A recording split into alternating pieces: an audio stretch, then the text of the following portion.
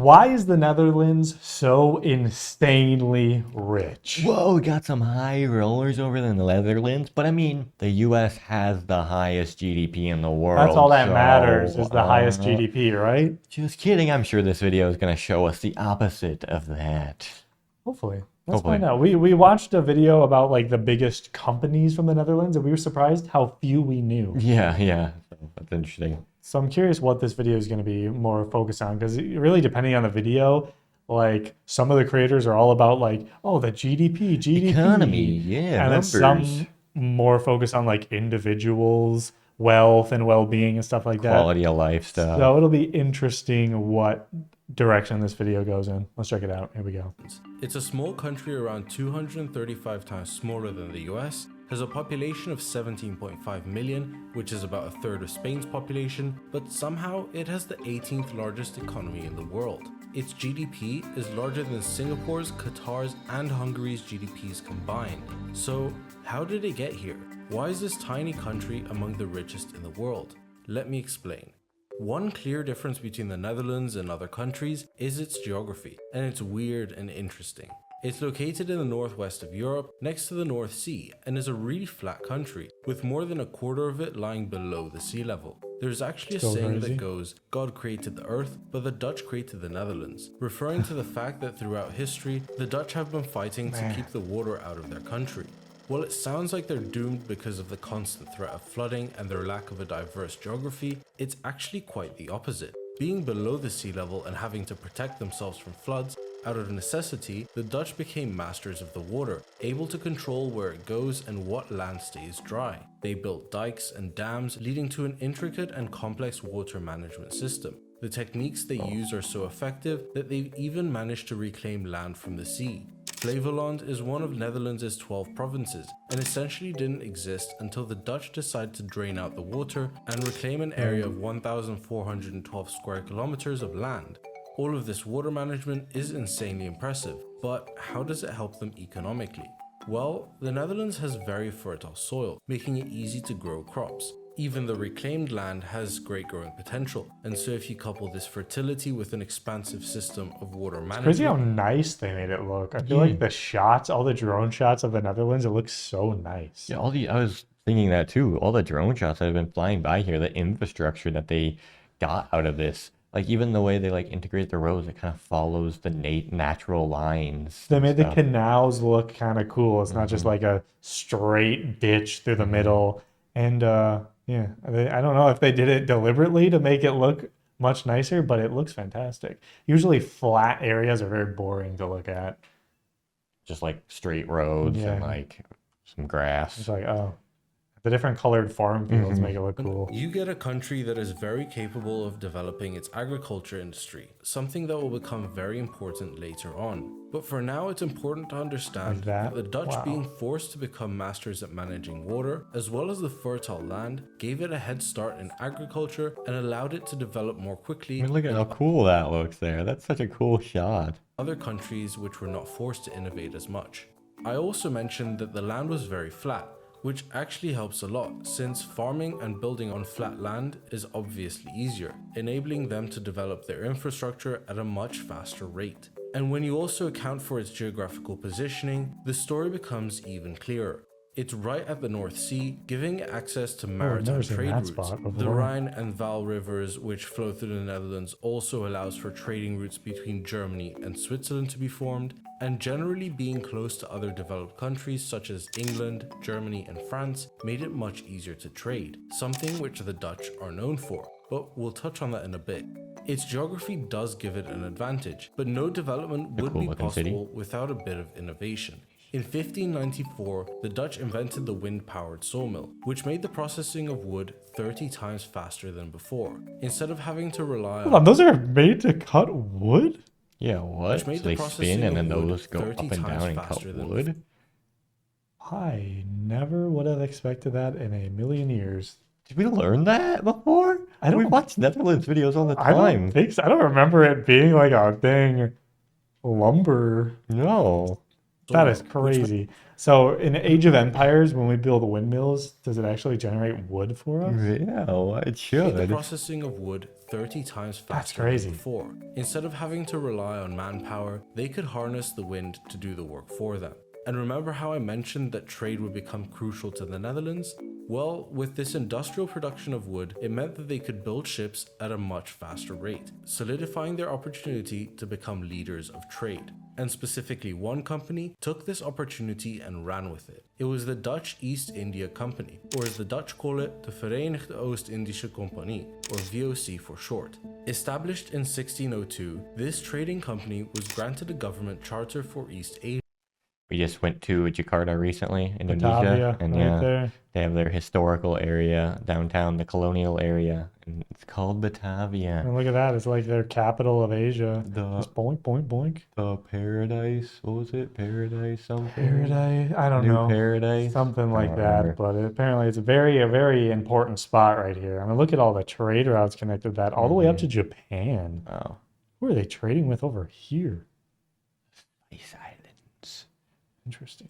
Effectively allowing it to hold a monopoly on trade in East Asia. Combine this monopoly with a country that is leading the world in trade, ships, and innovation, and you get complete domination.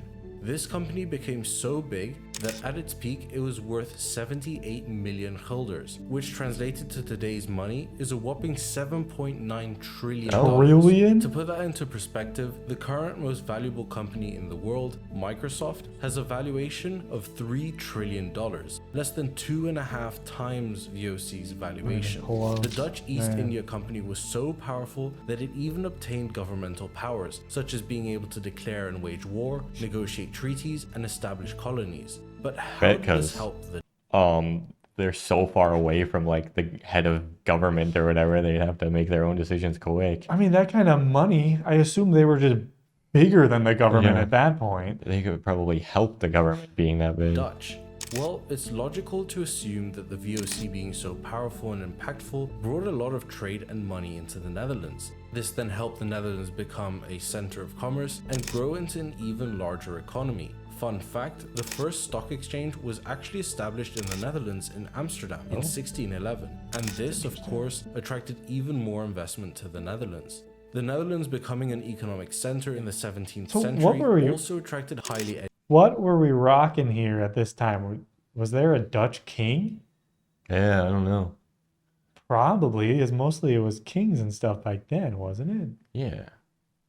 Let us know. educated people from all parts of Europe. People would come to the Netherlands in search for higher paying jobs and opportunities, therefore creating even more economic value, which amplified the wealth that was in the Netherlands. But that was 400 years ago. What about now? How is it still holding its place in the world economy? Nowadays, the Netherlands is very well known for its agriculture and export industry. Carrying on from its past, the Netherlands continues to put emphasis on their agricultural sector. This also includes innovation in agriculture. The University of Very interesting because a lot of countries, when they get very wealthy, go away from the agriculture and more into industry and electronics and stuff. Tech is the big one now. Wageningen ranks as the best agricultural education institute in the world, and the Dutch are constantly researching ways to improve the efficiency of farming. Agriculture good. can explain part of why the Netherlands has such large exports, but the other large part of the exports are due to something called the Rotterdam effect. This phenomenon, named after the Dutch city of Rotterdam, famous for its massive port, refers to imports that are quickly re-exported out of the country. This happens because for some countries, it's actually cheaper to import products via the Netherlands rather than directly from the source. That's And interesting. re-exports count as an export of the country, which they're like the explains why the middleman? Netherlands has such high exports. In fact, this Rotterdam effect typically accounts for around half of all exports of the Netherlands. Whoa. Apart from the export and agriculture business, the Netherlands is also an attractive country for other businesses and investments. Its political and economical stability, as well as the access to a highly educated and skilled workforce, makes it much friendlier for businesses. So I making wonder how this all got severely affected by the tariffs with Trump Yeah, true. and what the Netherlands did specifically to like change things with that. 'Cause it must just be that it's just so much, like for importing things into Europe, it's just so much cheaper. Because we were actually thinking of sending our car over to Europe at one point to start driving around and living around different places, and it was going to be imported through Rotterdam. Yeah. Because I'm sure that's the cheapest place to get it into. No matter where we wanted to go, it wanted to always go to Amsterdam or Rotterdam first. Mm-hmm. It was very interesting. So That's that. So yeah, now there's tariffs on everything. I'm sure, unless if like one country got an insanely good deal in Europe and the EU Netherlands didn't. negotiated as Yeah, a yeah. entity. So how does that work? yeah, I don't know. That's Back interesting. to its geography, it's very useful for businesses to be so close to other economically powerful countries, such as Germany, meaning they have great access to these markets, that's a sweetening wild the building. prospect for establishing a business in the Netherlands. The complex and intricate tax system and tax treaties also means that large corporations can find loopholes in order to not pay as much in taxes. It then makes sense why so many large corporations benefit from having headquarters in the Netherlands. It turns Might not out be the that best geography- thing. Is that a positive? Tax loopholes. They have all these extra loopholes, so they don't have to pay taxes. Isn't that cool? Is that a good thing? History, politics, and clever systems of the Netherlands all contribute to its riches. This wealth was not built overnight, but instead took centuries of innovation and competition to reach this And might get built a little bit better in the future if they have extra tax money from the corporations. That's true. scale, which also goes to show how important time is in amassing wealth. And it's interesting to think whether the Dutch would be as prosperous today if they hadn't had to face the challenge of keeping water out of their country. If you enjoyed this video, please Interesting make to sure tie it all back to fighting the ocean, basically taking over all their land. Possible connection right there. Yeah, very interesting.